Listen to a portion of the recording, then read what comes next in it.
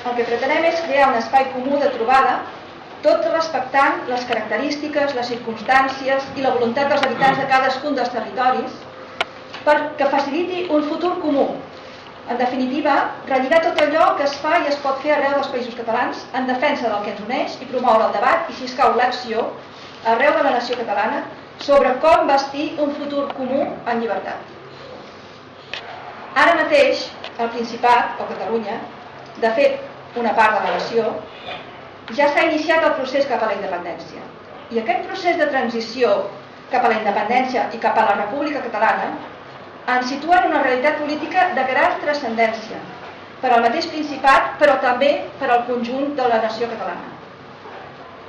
En aquest context, ens preocupa que el procés de transició nacional del Principat cap a la independència no posposi ni deixi de banda l'objectiu final de la nació completa, independent i lliure, per a una etapa posterior. Considerem que els països catalans han de ser presents i han de formar part, ja des del principi, en el procés d'independència del Principat que estem vivint. Perquè no quedi deslligat el procés i l'estat, el futur estat, dels vincles culturals, socials, geogràfics, històrics i econòmics que existeixen entre els territoris i els habitants dels països catalans. Caldrà definir un marc especial de drets en relació a la ciutadania, atenció sanitària, accés a les universitats, condicions especials de transports i altres serveis. El punt 3 diu: caldrà facilitar la presència de la resta de territoris històrics en les institucions del nou estat lliure, mitjançant les seves organitzacions, entitats o associacions. El punt 4 ens diu: caldrà l'establiment d'un ministeri o departament que s'ocupi específicament de les relacions amb els diversos territoris dels països catalans i impulsi polítiques i convenis amb institucions, entitats o empreses per promoure i desenvolupar el patrimoni compartit. El 5è, l'Estat català promourà la llengua catalana a tots els territoris lingüístics. Qualsevol atac a la llengua en qualsevol lloc haurà de ser respost políticament i jurídicament, si escau, pels organismes pertinents. 6. La simbologia històrica i tradicional compartida per tots els territoris de la nació no pot ser d'ús exclusiu de la nova república. Tant el nou estat com els seus mitjans i organismes públics difondran i divulgaran aquesta realitat comuna.